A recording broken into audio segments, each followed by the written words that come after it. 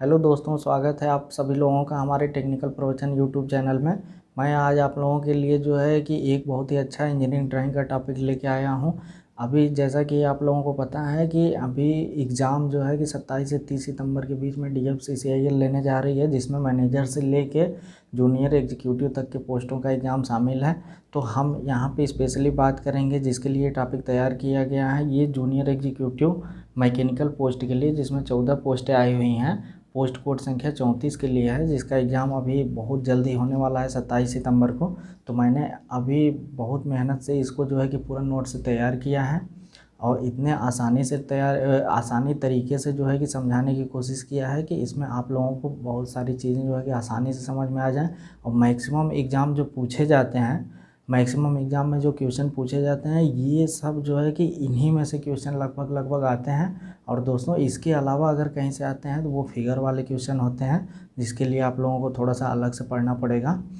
तो दोस्तों, ये टॉपिक जो है ये DFCCIL के अलावा हमारे इसरो, DRDO, रेलवे वगैरह और कहीं पे भी जो टेक्नीशियन के एग्ज़ाम में इंजीनियरिंग ड्राइंग से रिलेटेड क्वेश्चन पूछे जाते हैं, या फिर जो बच्चे ITI कर रहे हैं और इंजीनियरिंग ड्राइंग उनके ट्रेड में है, तो वो बच्चे जो है कि इसको देख के जो है कि काफ़ी कुछ अच्छी जानकारी यहाँ से हासिल करके सीख सकते हैं। तो चलिए, आइए हम लोग शुरू करते हैं अपने टॉपिक पे। तो जी देखिए दोस्तों, टॉपिक है आज हम लोगों का इंजीनियरिंग ड्राइंग। अब देखिए, इंजीनियरिंग ड्राइंग में क्या है, बहुत सारे लोग हैं जो है कि बहुविकल्पी प्रश्न MCQ टाइप के क्वेश्चन डाल देते हैं। तो उसमें दोस्तों क्या होता है, क्वेश्चन पढ़ते हैं, उसका आंसर पढ़ते हैं, 3 आंसर फालतू के पढ़ने पड़ते हैं, तो इससे हमारा टाइम लॉस होता है। यहाँ पे हम लोगों को टाइम, एग्ज़ाम को देखते हुए टाइम बचाना है। तो आइए सीधे टॉपिक पे आते हैं। तो यहाँ पे देखिए दोस्तों, एक ड्राइंग बोर्ड की साइज़ के बारे में बताया गया है। ड्राइंग बोर्ड की साइज़ क्या होती है, तो इसमें हम लोग जानते हैं कि ड्राइंग बोर्ड D0 से स्टार्ट होकर के D4 तक होता है, और सबसे बड़ी ड्राइंग बोर्ड की साइज़ वो D0 की होती है। तो यहाँ पे दोस्तों जो है कि D0 की साइज़ देख लेते हैं। D0 की size 1500 into 1000 into 25 mm। D1 की साइज़ है 1000 इंटू 700 इंटू 25 mm। D2 की साइज़ है 700 इंटू 500 इंटू 15 mm। D3 की साइज़ है 500 इंटू 350 इंटू 15 mm। D4 की साइज़ है 350 इंटू 250 इंटू 15 mm। दोस्तों, टाइम बहुत कम है, क्वेश्चनों की संख्या बहुत ज़्यादा है, इसलिए फास्ट थोड़ा चलेंगे। अब देखिए, नोट डाउन में लिखा है T² का साइज ड्राइंग बोर्ड के साइज़ के बराबर होता है। यानी हम लोग, अगर क्वेश्चन अलग से पूछता है कि T² का साइज़ क्या होता है, T0 का साइज़ बताएं, हम लोग सीधे जो है कि सीक्वेंस में लगा लेंगे इसके ड्राइंग बोर्ड के, क्योंकि T² का साइज़ ड्राइंग बोर्ड के साइज़ के बराबर। अब पूछेगा T0 का साइज़ क्या होता है, तो हम लोगों को अगर याद है तो T0 मतलब 1500, T1 मतलब D1 का 1000, और T3 का मतलब D3 का 500 mm। तो ये होता है T² का साइज़। अब हम लोग आते हैं आगे, ड्राइंग शीट साइज ट्रिम्ड। ये जो साइज़ है दोस्तों, ये ट्रिम्ड है, और मैक्सिमम एग्ज़ाम में जो है कि ट्रिम्ड साइज़, कटा हुआ सीट का ही साइज़ पूछा जाता है, पूरे पेपर का साइज़ नहीं पूछा जाता है। तो हम लोग आते हैं, अब इसमें देखिए दोस्तों, अब A0 का साइज़ है 841 गुणे 1189 mm, और A1 का साइज़ है 594 गुणे 841 mm। A2 का साइज़ है 420 गुणे 594 mm। A3 का साइज़ है 297 गुणे 420 mm। A4 का साइज़ है 210 गुणे 297 mm। A5 का साइज़ है 148 गुणे 200 mm। दोस्तों, इसमें मैक्सिमम A4 और A3 और A2 के साइज़ पूछे जाते हैं। इन ड्राइंग बोर्ड, ड्राइंग शीट या T² के साइज़ में से कोई सा भी एग्ज़ाम हो जिसमें सिलेबस ड्राइंग, इंजीनियरिंग ड्राइंग दिया हुआ है, तो उसमें जो है कि इसमें से क्वेश्चन ज़रूर पूछे जाएंगे। आइए दोस्तों, हम लोग अगले क्वेश्चन पे चलते हैं।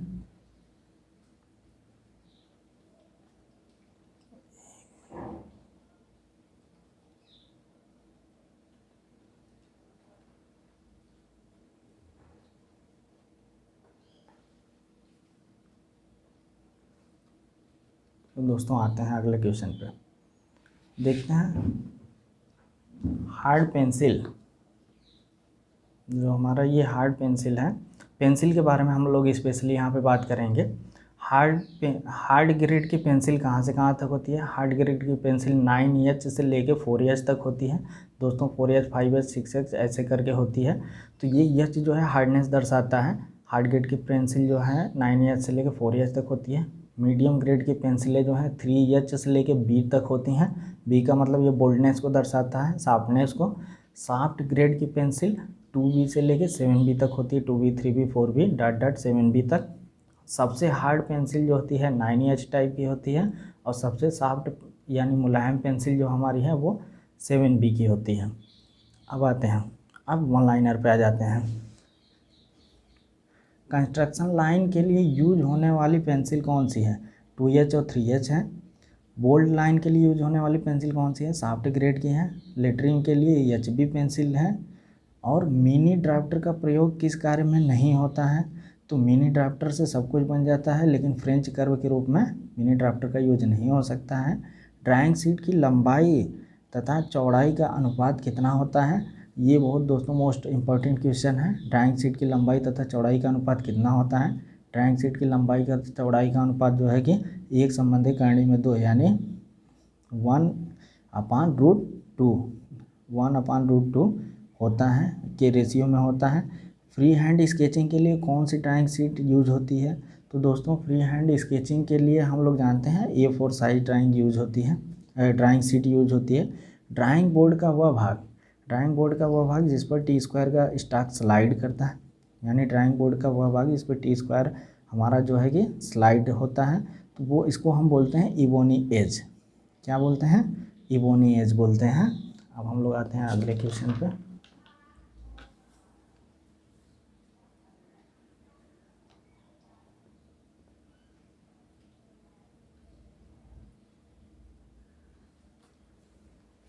अगले क्वेश्चन पे आते हैं। तो दोस्तों देखो, अगला क्वेश्चन है हमारा ड्राइंग पेंसिल का प्रयोग। ड्राइंग पेंसिल का क्रॉस सेक्शन का आकार कैसा होता है? तो समषष्ठभुजाकार होता है, यानी 6 भुजा उसके बराबर दिखती हैं। ड्राइंग पेंसिल का ये क्रॉस सेक्शन होता है। अब आते हैं, देखते हैं यहाँ पे क्वेश्चन है दोस्तों, टी स्क्वायर किसका बना होता है? तो टी स्क्वायर जो है सागवान की लकड़ी का बना होता है। T square, set square, protractor का कार्य एक साथ किसके द्वारा संपादन किया जाता है? यानी ये तीनों का कार्य जो है कि कौन सा एक ही चीज़ कर लेगा? तो उसका आंसर है मिनी ड्राफ्टर द्वारा किया जाता है।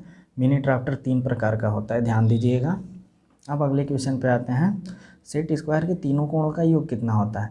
तो हम लोग जानते हैं कि सेट स्क्वायर के तीनों कोणों का योग आंसर है 180 अंश होता है। पेंसिल की लीड या लीड किसकी बनी होती है? तो पेंसिल की लीड जो हमारी होती है वो ग्रेफाइट तथा चीनी मिट्टी की बनी होती है मित्रों, लेकिन एग्ज़ाम में अगर सिर्फ ग्रेफाइट दिया होगा तो हम वहाँ पे ग्रेफाइट भी लगा सकते हैं। अब आइए, टाइटल की शीर्षक यानी टाइटल शीर्षक ब्लॉक का क्या माप है? टाइटल ब्लॉक या शीर्षक ब्लॉक का क्या माप है, मेजरमेंट? तो वो होता है BIS के अनुसार 65x185 mm होता है। ठीक है, अब अगले क्वेश्चन पे आते हैं। सेट स्क्वायर के द्वारा कोण बनाया जा सकता है। तो सेट स्क्वायर के द्वारा कितने डिग्री का कोण बनाया जाता है? तो 15 डिग्री के सभी गुणांकों में, 15 दूनी 30, 15 तिया 45 ऐसे करके सेट स्क्वायर के द्वारा कोण बनाया जाता है 15 डिग्री के सभी गुणांकों में। अब अगले क्वेश्चन पे आते हैं। विस्तारक पैमाने के निरूपक भिन्न को कहा जाता है। क्या कहा जाता है?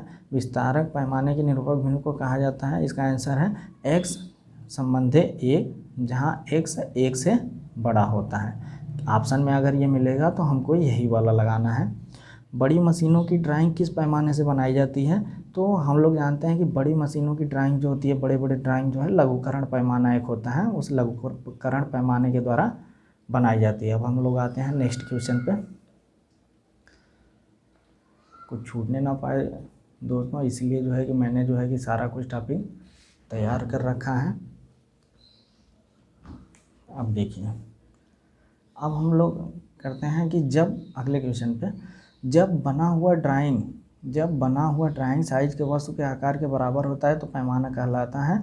तो जब बना हुआ ड्राइंग जो है किसी वस्तु के आकार की सेम बराबर होगा तो वह पूर्ण आकार पैमाना कहलाएगा। क्या कहलाएगा? पूर्ण आकार पैमाना। अब नेक्स्ट क्वेश्चन पे आते हैं। सामान्यतया बोर्ड को कितने अंश के कोण पे सेट किया जाता है? तो हम लोग जानते हैं कि ड्राइंग बोर्ड को हमेशा 20 डिग्री यानी 20 डिग्री के अंश पे सेट किया जाता है। शीर्षक ब्लॉक कहाँ होता है? क्वेश्चन है कि शीर्षक ब्लॉक या टाइटल ब्लॉक कहाँ दिखता है हमको सीट में? तो ये बॉटम में राइट कॉर्नर में होता है, यानी नीचे दाहिने कोने पे हमको टाइटल ब्लॉक दिखता है। किस साइज के ड्राइंग क्वेश्चन है किस साइज के ड्राइंग शीट का प्रयोग सर्वाधिक होता है। तो A2 साइज जो होता है वो उसका प्रयोग जो है इंजीनियरिंग ड्राइंग में सर्वाधिक होता है। ध्यान रखिएगा दोस्तों, A2 साइज की ड्राइंग शीट का प्रयोग जो है कि इंजीनियरिंग ड्राइंग में लगभग सर्वाधिक होता है। A0 ड्राइंग शीट का क्षेत्रफल कितना होता है, कभी कभी ये भी पूछता है, मोस्ट इम्पॉर्टेंट क्वेश्चन है। A0 ड्राइंग शीट का क्षेत्रफल कितना होता है, तो आंसर इसका होगा 1 मीटर स्क्वायर। अब देखिए दोस्तों अगले क्वेश्चन पे आते हैं। टी स्क्वायर का प्रयोग किया जाता है किस लिए, तो क्षैतिज रेखाएं, एक्सिस रेखाएं खींचने में, एक्सिस लाइन खींचने में, क्षैतिज रेखाएं खींचने में टी स्क्वायर का यूज होता है। सेट स्क्वायर कितने प्रकार के होते हैं दोस्तों, सेट स्क्वायर आंसर में है 2 प्रकार के होते हैं। पहला होता है 30, 60 और 90 डिग्री का, और दूसरा इसका सेट होता है 45, 45 तथा 90 डिग्री का। और हम लोग ये भी एक क्वेश्चन पूछता है कि 45, 45 तथा 90 डिग्री टाइप के सेट स्क्वायर की लंबाई कितनी होती है, तो 20 सेंटीमीटर होती है। कितनी होती है, 20 सेंटीमीटर होती है। थोड़ा सा 20 सेंटीमीटर होती है। अब हम लोग आते हैं इधर, पेंसिल की कठोरता डिपेंड किस पे करती है। क्वेश्चन है, अच्छा क्वेश्चन है दोस्तों। पेंसिल की कठोरता जो है कि आंसर इसका ये है क्योलिन या क्ले की मात्रा पे। ये क्योलिन या क्ले एक प्रकार का तत्व होता है, एलिमेंट होता है, ये इसमें कितना पड़ता है उस पर जो है कि पेंसिल की हार्डनेस डिपेंड करती है।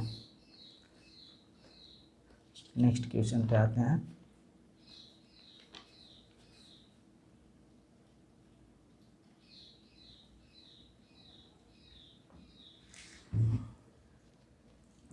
तो दोस्तों देखिए, ब्लूप्रिंट किस पर तैयार किया जाता है। हम लोग अगले क्वेश्चन पे आ चुके हैं। ब्लूप्रिंट किस पर तैयार किया जाता है, आंसर है अमोनिया पेपर पे।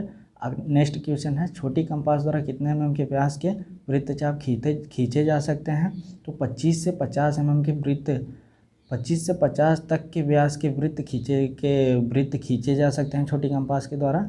बड़ी कंपास का प्रयोग कब किया जाता है, जब 100 आंसर है 150 mm से अधिक व्यास का वृत्त खींचना हो तो एक बड़ी कंपास का प्रयोग किया जाएगा। इंजीनियरिंग ड्राइंग का मुख्य आधार क्या है, तो हम लोग जानते हैं आंसर है इंजीनियरिंग ड्राइंग का मुख्य आधार जो है लाइन है, रेखाएं हैं। अब लॉन्ग ब्रेक रेखाओं के बीच की दूरी कम से कम कितना होना चाहिए, तो वो लॉन्ग ब्रेक रेखाओं के बीच की दूरी कम से कम 20 mm होना चाहिए। बोल्ड लाइन की मोटाई कितनी है, तो बोल्ड लाइन की मोटाई हमेशा 1 mm होती है, ध्यान रखना है। इंजीनियरिंग ड्राइंग में कितने प्रकार की रेखा प्रयोग की जाती है, तो इंजीनियरिंग ड्राइंग में 8 टाइप की जो है लाइनें यूज की जाती हैं। ये मोस्ट इम्पॉर्टेंट क्वेश्चन है। इंजीनियरिंग ड्राइंग में 8 प्रकार की लाइनें यूज होती हैं। अब नेक्स्ट क्वेश्चन है, ऑब्जेक्ट लाइन तथा डायमेंशन लाइन के बीच कितना गैप होना चाहिए, तो ऑब्जेक्ट लाइन और डायमेंशन लाइन जो हमारा इस टाइप का होता है, डायमेंशन लाइन, ऑब्जेक्ट लाइन और डायमेंशन लाइन के बीच कितना गैप, तो 8 mm का गैप होना चाहिए।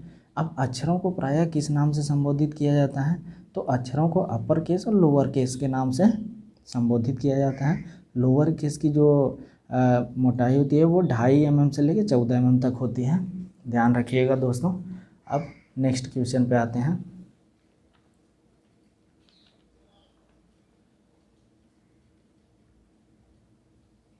तो देखते हैं दोस्तों, ऑब्जेक्ट लाइन के समांतर कौन सी लाइन खींची जाती है।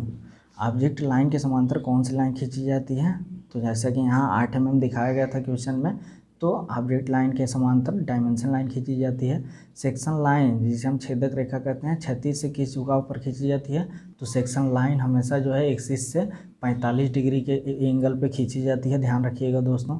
किसी वस्तु की बाह्य सीमा रेखा तथा किनारों को प्रदर्शित करने के लिए किस लाइन का प्रयोग किया जाता है, तो आंसर इसका होगा, ध्यान रखिएगा, क्वेश्चन में पूछता है कि वस्तु की बाहरी सीमा रेखा, ध्यान से, वस्तु की बाहरी सीमा रेखा को हम लोग ऑब्जेक्ट लाइन के द्वारा दर्शाते हैं। किनारों को प्रदर्शित करने के लिए आउटलाइन को भी बोला जाता है, आउटलाइन रेखा भी। अगला क्वेश्चन है, सेंटर लाइन में डैश बनाने का रेशियो कितना होता है, ये क्वेश्चन का भी पूछा जाता है रेशियो। तो सेंटर लाइन में डैश बनाने का रेशियो जो है 6:1 से लेकर 4:1 तक होता है।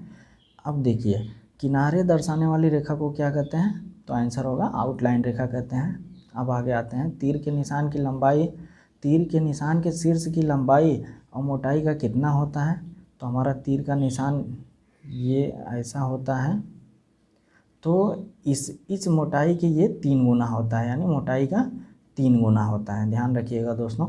प्रथम कोणीय प्रक्षेप में वस्तु कहाँ बनता है, तो फर्स्ट एंगल प्रोजेक्शन पूछ रहा है। तो फर्स्ट एंगल प्रोजेक्शन में वस्तु हमेशा जो है HP के ऊपर तथा VP के सामने बनता है। हॉरिजॉन्टल प्लेन और वर्टिकल प्लेन होता है HP VP का मतलब।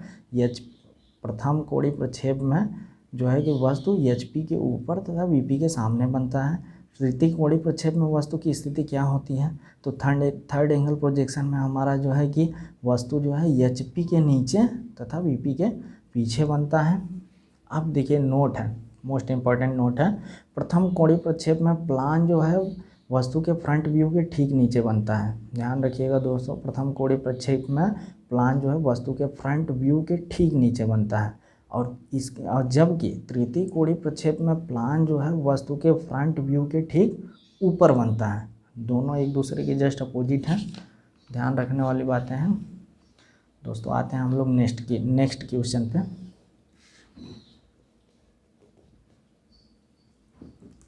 तो क्वेश्चन है प्रथम कोण प्रक्षेप में वस्तु किस चतुर्थांश में होता है, तो प्रथम कोण में प्रथम चतुर्थांश में होता है। और दूसरा क्वेश्चन है तृतीय कोण में वस्तु किस चतुर्थांश में होता है, तो तृतीय कोण में तृतीय चतुर्थांश में होता है।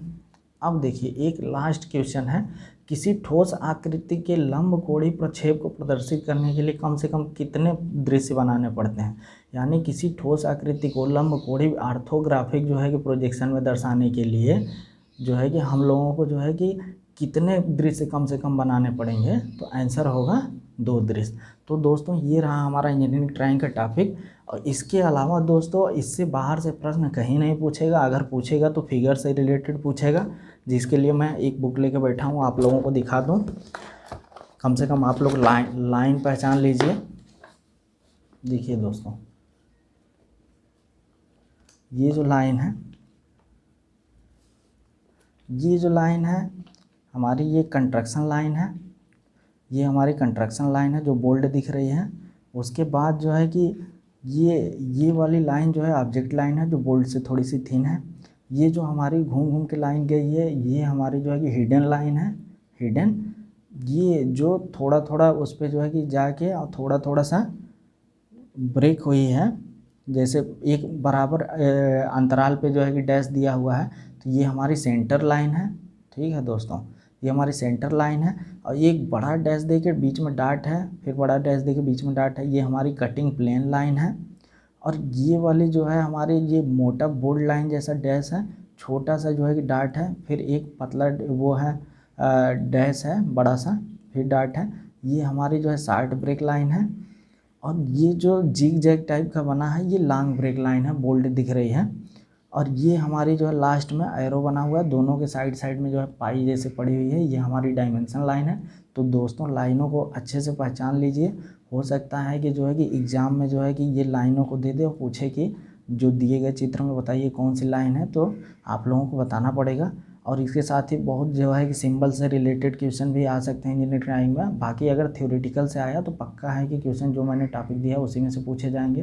तो दोस्तों आप लोगों का ज़्यादा समय न लेते हुए मैं जो है कि इस वीडियो को यहीं पे क्लोज करूँगा। और दोस्तों वीडियो अगर आप लोगों को अच्छा लगा होगा तो प्लीज़ लाइक, सब्सक्राइब और शेयर ज़रूर करिएगा और बेल आइकन ज़रूर दबाइएगा, जिससे कि मैं आप लोगों के लिए नए वीडियो लेके आता रहूँ। Thank you.